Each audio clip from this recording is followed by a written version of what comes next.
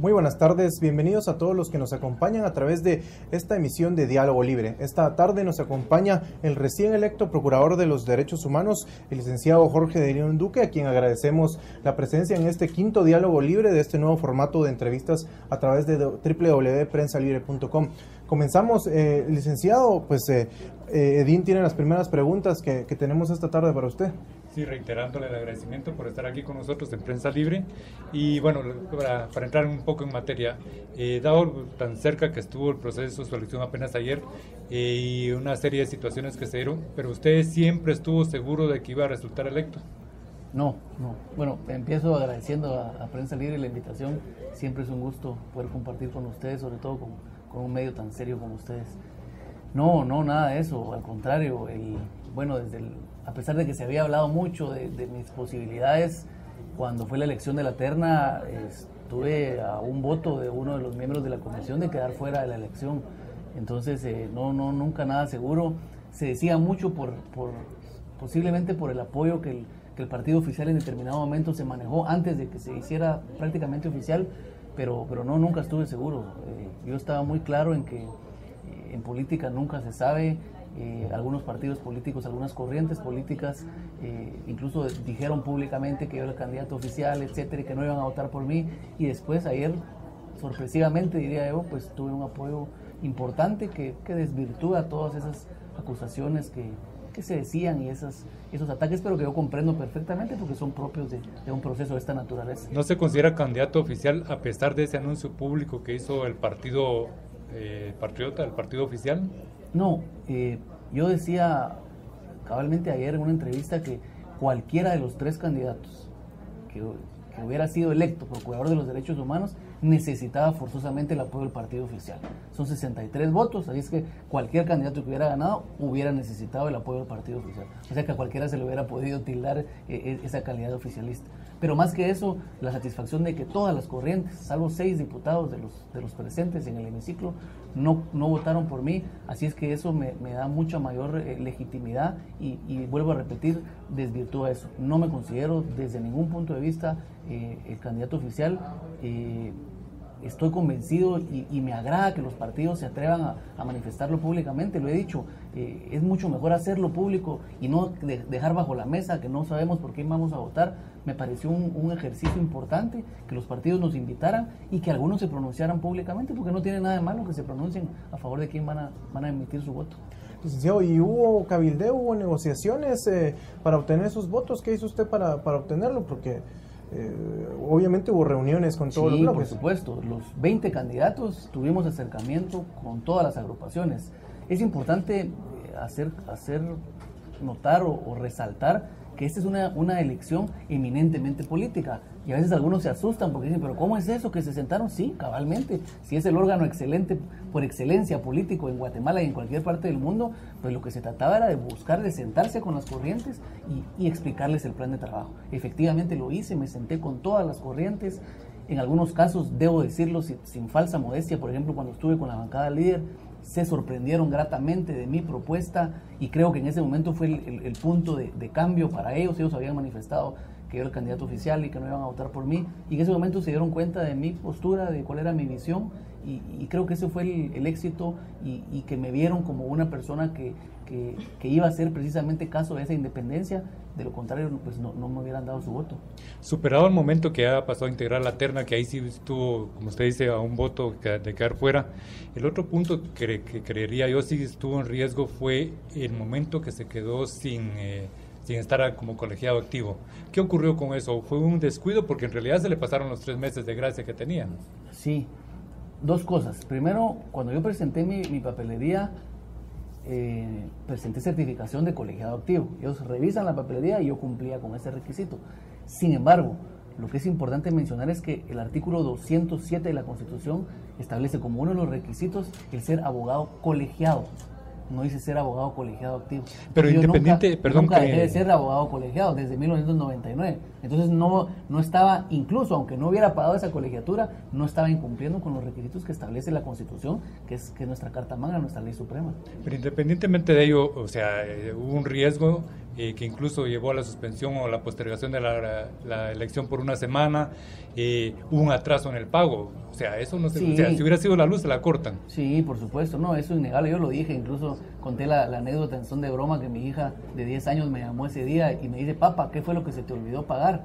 Y sí, fue un descuido indudablemente por el tema del trabajo en el Congreso, por la presión y tanta vuelta, indudablemente fue un descuido.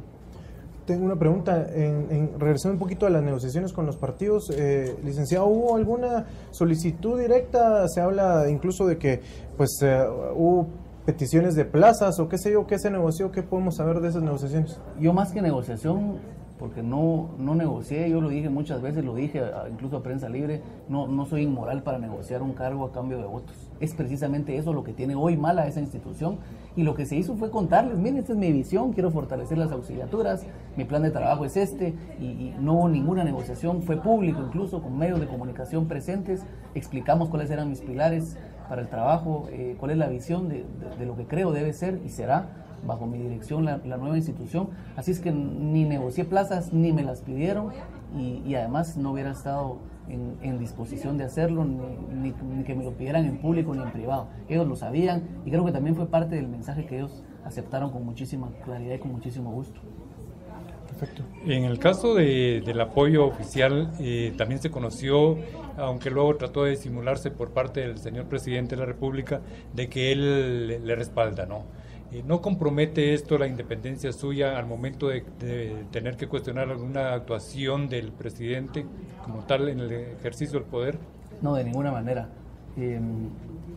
Mi accionar, mi nombre, el mismo legado familiar que tengo, no me permite ser irresponsable y poner en juego la credibilidad de una institución por devolver un voto. Lo he dicho muchas veces, la imparcialidad del procurador va a ser la característica de mi mandato y lo demostraré. Desafortunadamente cuesta a veces creer a los políticos porque no tenemos la mejor de las famas, pero con hechos lo demostraré, que voy a ser imparcial, que voy a marcar diferencia, y si hay que señalar y condenar al Estado de Guatemala o a grupos de poder económico, lo voy a hacer porque mi compromiso y el juramento que realicé era la Constitución es el de velar por los derechos humanos de todos los guatemaltecos. ¿Eso aplicaría a Alex también, que usted sigue siendo mandatario, Alex?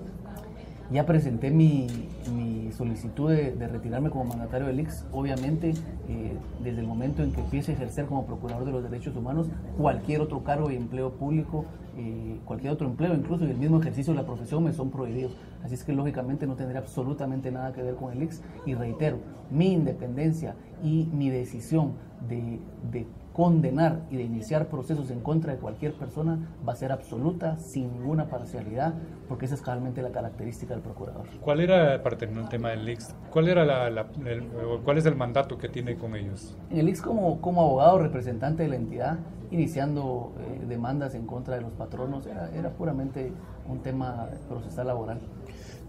Licenciado, tenemos una de las preguntas siempre relacionadas a esta elección de procurador. Nos pregunta a través de Facebook Luis Sicaján, dice que es cierto que las sedes departamentales de la PDH van a ser utilizadas para una campaña política en las próximas elecciones para el partido CREO. Totalmente falso. Qué bueno que me hace la pregunta, porque en primer lugar, para comentarle que ya desde el día de ayer no tengo ninguna relación con el partido CREO.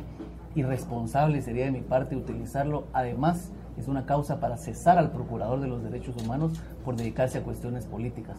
Entonces le respondo al señor Sicaján que tenga la certeza, y lo dirán los hechos, que no puedo ser irresponsable en primer lugar, y en segundo lugar es incluso una causal para cesar al procurador de los derechos humanos. Lo que sí voy a hacer es fortalecer las auxiliaturas, convertirlas en centros especializados en mediación y empezar a ser ese mediador que la población necesita, toda vez que los conflictos que se ven venir asustan. Hay una conflictividad muy peligrosa en este país, y voy a luchar con toda mi fuerza y con toda mi capacidad para fortalecer las auxiliaturas. Hoy hay únicamente 40 auxiliaturas en todo el país, y mi sueño es que haya presencia de la institución del procurador en todo el país y ser ese mediador que la población necesita.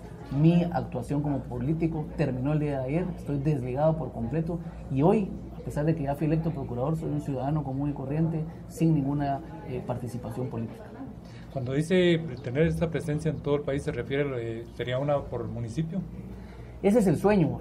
Hoy hay 40, mentira sería decirle que lo voy a hacer inmediatamente. Es un sueño, por supuesto, que exista presencia del procurador en todas las auxiliaturas, en todos los municipios, incluso en aldeas, sería extraordinario. Es parte de las metas que tenemos a largo plazo. Vamos a platicar ya con la comunidad internacional, con quienes ya me han manifestado su apoyo y su respaldo, así es que es un sueño que algún día me gustaría haber realizado en la institución. ¿Cuánto presupuesto se necesita para ello? Muchísimo. Bueno, hoy se cuenta con un poco más de 100 millones de quetzales. Lo que vamos a hacer es una reestructuración en relación a salarios, en relación a no solo el procurador, sino de procuradores adjuntos, de asesores, ver el funcionamiento de cada auxiliatura. Hoy, desafortunadamente, no hemos iniciado esa transición porque, como usted bien lo decía, recién ayer fue mi nombramiento y juramentación. Así es que una vez tengamos ya los datos, vamos a hacer un análisis de la cuestión administrativa, de los perfiles, de las funciones de cada uno, porque hay un poco de desorden en las propias auxiliaturas. Hay más personal en unos, hay menos en otros, no están claras sus funciones, y eso será una tarea que empezaremos a ver a partir del lunes. Perfecto. Vamos a la primera pausa de este diálogo libre de este viernes 1 de junio. Está con nosotros el nuevo Procurador de los Derechos Humanos, Jorge de León. Regresamos en unos instantes.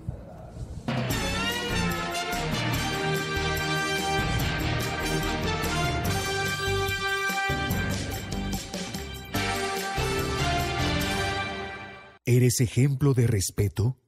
Los valores se enseñan con el ejemplo. Valor, una colección para compartir en el hogar. Son 12 publicaciones que contienen una guía para enseñar valores. Búscalas los sábados a partir del 19 de mayo en tu prensa libre. Colecciónalas. Con el apoyo de Universidad Rafael Andívar y City, Circulación Nacional.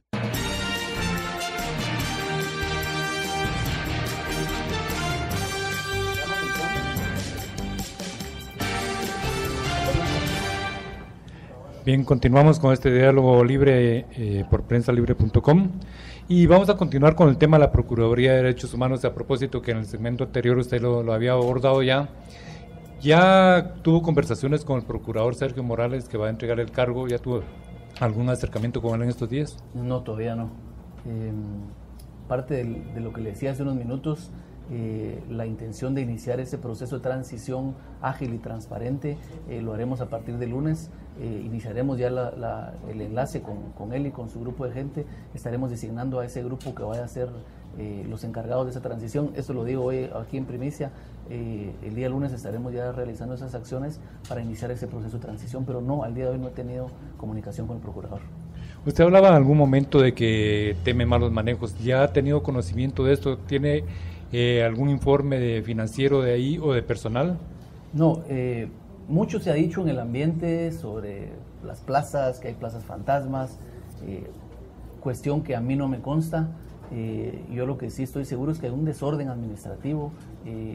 Esa misma organización presenta algunas falencias, así es que en tanto no llegue y tenga yo el acceso a los números, a ver qué es lo que en realidad sucede, no me puedo animar ni ser irresponsable de afirmar que hay malos manejos. Lo que sí sé es que hay un tema administrativo que hay que ordenar. Ha crecido muchísimo la institución, muchísimo personal, y los resultados no han sido lo más.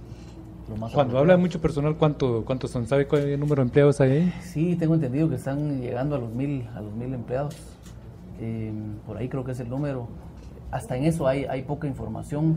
La institución del procurador es la encargada de la unidad de acceso a la información y desafortunadamente, y hay que decirlo con claridad, no es precisamente la institución que da el mejor ejemplo. Entonces, todo lo que le digo es en base a lo que hemos intentado averiguar, pero esperamos que a partir de la próxima semana, en ese proceso de transición, pues sea mucho más claro y tengamos los datos exactos de cómo está la institución realmente, cómo se maneja, cómo está siendo administrada, cuál es el personal exacto con el que cuenta. ¿Va a manejar un concepto de reducción de personal en algún área? No me atrevo a decirle porque tengo que ver cómo está organizado.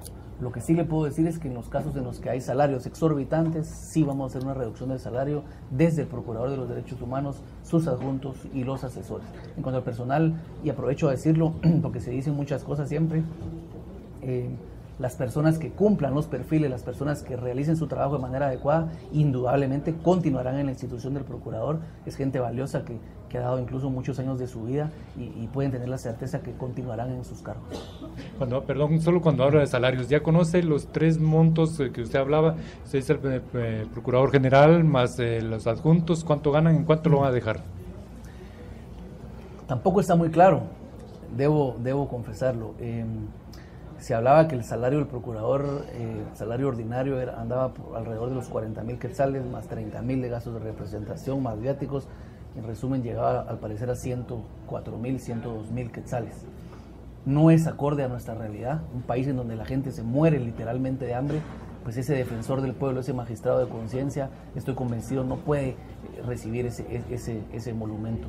Los procuradores adjuntos ganan un poco menos.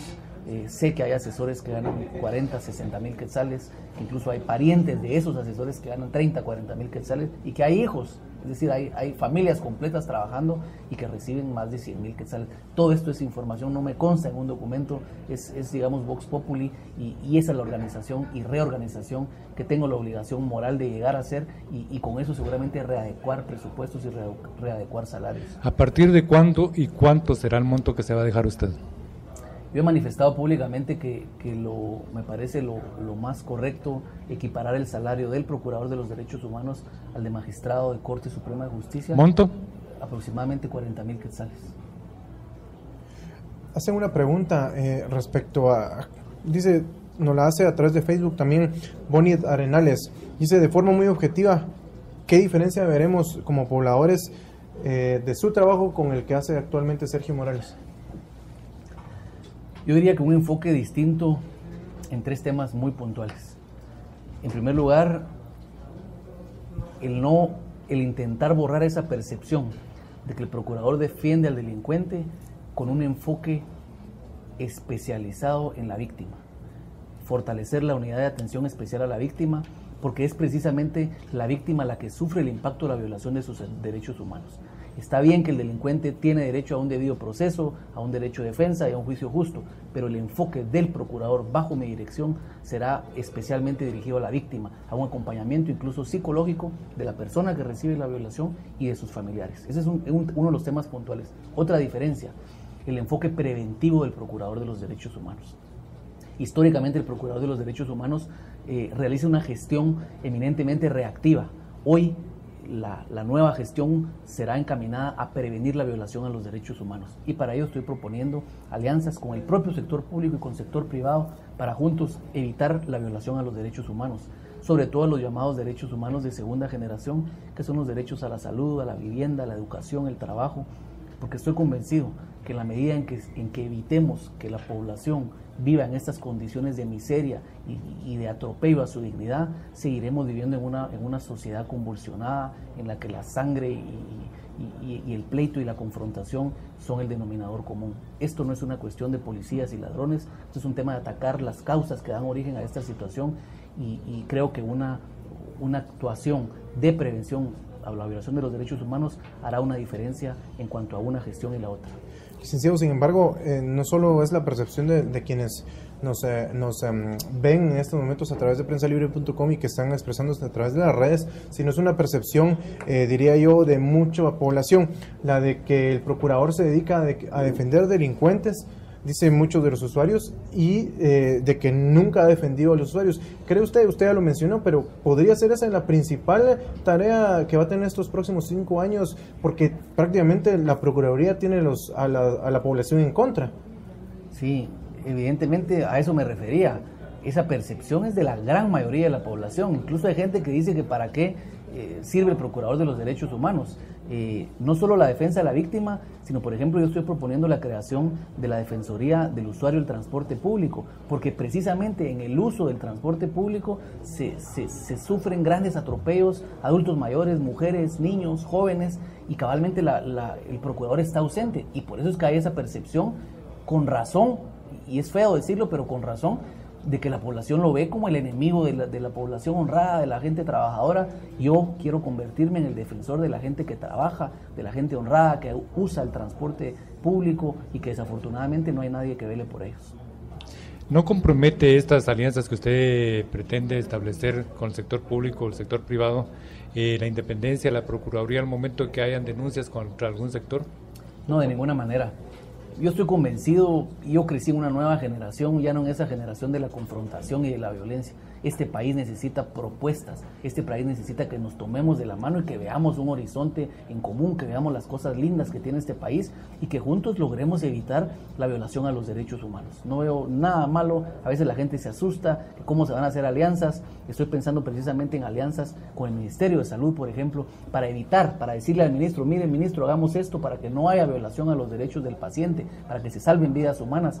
Y esto, por ejemplo, desde ningún punto de vista atenta contra la independencia. Lo he dicho en muchas oportunidades, en la medida en que el procurador pueda coadyuvar a que se eviten muertes, lesiones y atropellos a la dignidad del guatemalteco, es viable las alianzas con sector público y con sector privado, y eso nada tiene que ver con la independencia y con la imparcialidad al momento de condenar o iniciar acciones en contra de cualquiera de estos grupos. Vamos a nuestra segunda pausa. En algunos momentos continuamos con el licenciado Jorge de León en Diálogo Libre.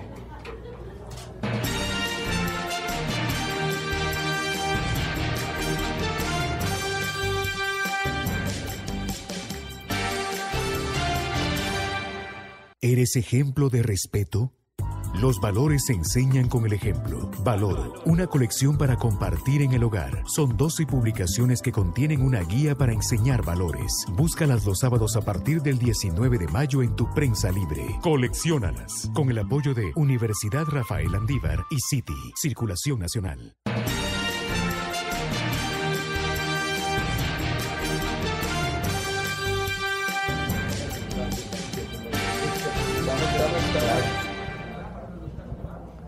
Bueno, continuamos aquí con Diálogo Libre con el licenciado Jorge de León, recién electo Procurador de los Derechos Humanos.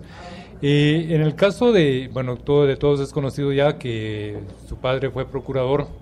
¿Qué aprendió de él en la Procuraduría como procurador en su momento que pueda repetir ahora? Más que durante su ejercicio como Procurador de los Derechos Humanos, yo le diría un aprendizaje junto a un hombre que, bueno, en primer lugar, que creció, que educó a sus 3 hijos solo. Tuvo que hacer de padre y madre porque mi mamá murió cuando yo tenía 6 años. O sea, él se quedó viudo con 3 hijos muy, muy pequeños. Entonces tuvimos una relación muy estrecha, muy linda, y más que su gestión como procurador, fue el haber crecido y el haber convivido con un hombre sumamente preocupado por el bienestar del desvalido, un hombre con muchísima conciencia social, y esa, diría yo, fue la mejor enseñanza, la mejor forma de nutrirnos como seres humanos, y ese es mi mayor compromiso. Yo lo veo como procurador, yo ya estudiante universitario, pues vi de cerca cómo sufría con su trabajo, lo disfrutaba a la vez porque decía que evidentemente había sido el trabajo más lindo que había tenido en su vida, el que un trabajo le permita salvar vidas humanas, es un trabajo extraordinario. Así es que yo le diría que más que durante su gestión, convivir con un hombre sumamente preocupado por el ser humano fue la mejor enseñanza que tuve. ¿Y algo que no haría? ¿Que haya hecho él? Sí. Difícil. Tuvo, por supuesto, él errores como ser humano que fue, pero en este momento, como procurador, no lo encontraría, no sé. Nos preguntan aquí, y hablando sobre el tema de su padre, ¿pesa tener ese apellido de León, tomando en cuenta la buena imagen que la mayoría de guatemaltecos guardan de la gestión como procurador de su señor padre? Es una sombra positiva. Afortunadamente lo que se dice son cosas buenas. Distinto sería tener una sombra negativa. Siempre la gente compara y le exige, ojalá seas mejor que tu papá, tenés que ser, por lo menos igualar lo que él hizo. Yo diría que sí es una sombra positiva, repito, pero a la vez es un plus para mí porque significa un reto y una doble responsabilidad de no defraudar ese legado familiar, cabalmente hablando del tema de independencia, el tema de la idoneidad, independientemente de todo lo que se ha dicho, yo tengo una doble responsabilidad. Jorge de León es distinto a Ramiro de León Carpio, crecimos en ambientes diferentes, seré yo procurador de los derechos humanos en una situación socioeconómica distinta, pero sí, es más que pesarme, me obliga mucho más a tener una gestión ejemplar que por lo menos con mi propio sello iguale la gestión realizada por él. Retomando la situación de la Procuraduría actualmente, ¿qué casos de los importantes que ha llevado el procurador le daría seguimiento? Por ejemplo, el caso Pavón, que permitió conocer los abusos de algunos funcionarios en su momento con la muerte de 7 reos. ¿Qué va a suceder con este caso? Mire, hay muchos de los casos como este en el que ya la participación del procurador ya finalizó. Es importante que el procurador dé seguimiento y le dé la misma importancia a todos los casos, porque una de las características precisamente de los derechos humanos es que no hay jerarquías entre ellos. Creo que la obligación del procurador de los derechos humanos es darle un seguimiento y un acompañamiento a todos los casos, independientemente de lo que se trate, pero sí el compromiso de fiscalizar, de denunciar y de acompañar cualquier caso, sea Pavón, sea violación a derechos en comunidades, sean conflictos de cualquier índole. La responsabilidad y el compromiso del procurador de darle seguimiento, acompañamiento y ser ese mediador que pueda evitar las pérdidas de vidas humanas. Steve García nos pregunta a través de Twitter, bueno, más que pregunta, hace un comentario, pero queremos saber su opinión. Quisiera solicitar que el compromiso de la PDH sea algo más que salir en los medios y en vallas, que se vea el trabajo limpio. ¿Qué contesta a eso, licenciado? Sí, tiene toda la razón, Steve. Parte de lo que dañó la imagen de la institución del procurador, pues fue eso, el ver al procurador, a la persona, verlo en buses, verlo en vallas. Evidentemente, a pesar de que la esencia o el nacimiento mismo de la institución es unipersonal, porque lo correcto es el procurador de los derechos humanos, no es la procuraduría de los derechos humanos, sino que es el procurador de los derechos humanos. Es evidente que la población no quiere ver a quien ejerce ese mandato en vallas, porque ni se es un candidato a algún puesto público, ni se es un artista de cine. Entonces creo que la responsabilidad, y coincido con Steve, debe ser trabajo y más trabajo, dar el ejemplo. Si se es la reserva moral del Estado, dar el ejemplo con actitudes, con trabajo y con responsabilidad. ¿Podría decirse que o puede iniciar algún tipo de acción considerando que esto no lo ve correcto? No sé si es incluso ilegal el que se han utilizado fondos públicos para la promoción personal. Aparentemente hubo ya una explicación de parte de la institución en la que se decía que habían sido donadas las vallas, que habían sido donadas, y creo que eso es parte de la responsabilidad que se tendrá en cuanto se tenga acceso a ordenar la casa y ver, evidentemente en cualquier caso en donde haya comisión de un delito, pues tendrá que certificarse lo conducente en un juzgado, porque si no uno cae en omisión de denuncia. Otro usuario a través de Twitter nos pregunta, dice, él es Roberto Rodríguez, dice, ¿el nuevo PDH velará por los archivos de la paz luego de que el señor Arenanes Forno dice que no hubo genocidio en el país? ¿Qué contesta este tema, procurador? Desafortunadamente, solo han habido un par de declaraciones del licenciado Arenanes Forno, incluso del propio presidente de la República, donde decían que habían prescindido de los servicios de 17 investigadores porque no les correspondía a ellos el tema de la investigación. Sin embargo, el presidente salió diciendo que los archivos ahí permanecían, ahí estaban a la vista de todos, y que lo único que habían hecho era prescindir de ese personal. Esa es una decisión del organismo ejecutivo. Lo importante acá es mantener ese archivo en donde donde conste que existan violaciones a los derechos humanos, sea este archivo o sea de cualquier otra índole.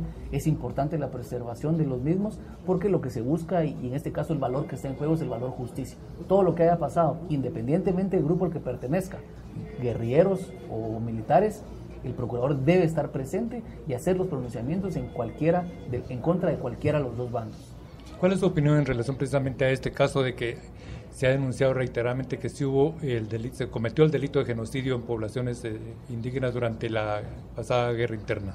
Mire, el tema del genocidio es un delito complicado por su propia definición y corresponde a un tribunal de justicia, y responsable sería mi parte decirle que sí hubo o no una comisión de un delito. Para que se pueda tipificar un delito, se presentan las pruebas, es un tribunal que luego de un proceso y recibidas las pruebas, dictamina. Se deberán presentar las pruebas, hay algunas características del delito de genocidio y fundamentalmente se debe mostrar la intencionalidad. Eso lo manda precisamente la definición del delito de genocidio, y si en determinados casos se puede determinar que cumplen todos esos elementos e incluso la intencionalidad, será el juez el que determine si hubo genocidio o no. ¿Está de acuerdo usted con el proceso de las reformas constitucionales que se quieren, o cuál es su opinión en este sentido? Mire, tampoco hay mucho en base a qué le puedo opinar. La Constitución tiene dos formas claras para reformarse. Si se refiere a la parte de los derechos humanos individuales, es a través de una convocatoria a una Asamblea Nacional Constituyente para reformar los derechos individuales. Y cualquier otra reforma se necesita de realizarla por el Congreso de la República y la ratificación mediante una consulta popular. Yo hoy creo que nuestra realidad no se trata de la legislación casuística, de irle poniendo nombre y apellido de acuerdo de la problemática que se dé. Habría que ver en primer lugar cuáles son las propuestas. Solo se ha hablado de seguridad, de justicia, habría que escuchar cuál es la propuesta.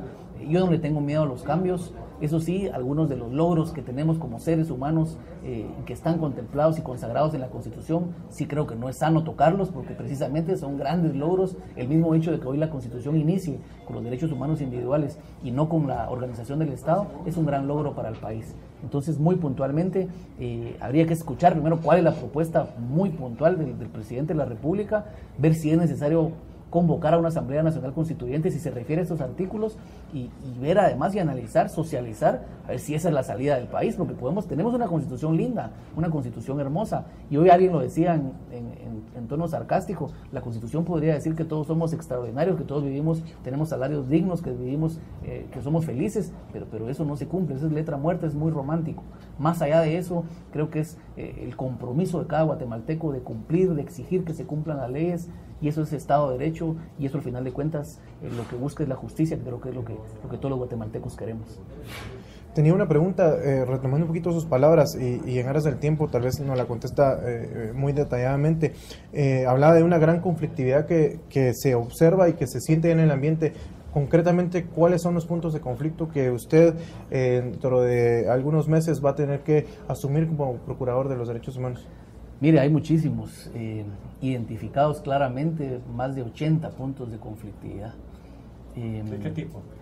De conflictividad social, con temas de tierra, con temas de minería, con temas de hidroeléctricas. Ese creo va a ser el gran tema durante los próximos años, y por ello mi propuesta del fortalecimiento de las auxiliaturas departamentales, de presencia en estos departamentos, de presencia en algunos municipios, es fundamental. Lo que estoy proponiendo es una capacitación a las diferentes auxiliaturas para que se conviertan en verdaderos centros especializados de mediación. Estoy convencido que con una mediación correcta, con una mediación imparcial, se pueden evitar muchísimos de los conflictos que hoy en Guatemala desafortunadamente se están dando, y que tristemente en muchos de ellos hay pérdidas de vidas humanas, y es lo que todos lamentamos. Estamos llegando ya prácticamente al final. Tengo una última pregunta por acá. ¿Ya tiene definido quiénes le van a acompañar como subprocuradores? He hecho una invitación a la licenciada Gilda Morales, que ha trabajado muchísimo el tema de derechos humanos. ¿Aceptó ella? Derechos de la mujer. Todavía no me ha aceptado, por eso es el único, pero ya lo hice público la invitación a ella. No me ha aceptado todavía, me encantaría que aceptara. Y las demás personas que van a trabajar, la otra solicitud que hice por estar trabajando en otra dependencia, no puedo divulgarle su nombre para no afectarla o afectarlo, pero sí estoy a la espera de que la licenciada Gilda Morales me acepte, y para mí sería un honor que alguien de la talla de ella me acompañara. Y en breve, licenciado, la última pregunta de nuestras redes, resumiéndolas, de Walter Barrios dice: ¿cómo apoyará en su gestión a todos aquellos que fuimos estafados por los bancos que quebraron? Y también hay muchas que hablan respecto a cómo va a defender a los trabajadores contra empresarios. En breve, licenciado. Es importante aclarar que el mandato del procurador no riñe con el de los órganos jurisdiccionales, y es distinto la comisión de un delito, que en ese caso corresponde a los órganos, es decir, a los jueces, a los órganos jurisdiccionales, y en otro caso cuando hay violación a los derechos humanos. Eso significa que no en todos los casos es el procurador de los derechos humanos el que tiene esa varita mágica o esa capa de superhombre para defender los derechos de todos los guatemaltecos, porque cuando hay un delito es ante los tribunales ante quien se tiene que acudir. Creo que eso es parte de la información y divulgación que se debe dar.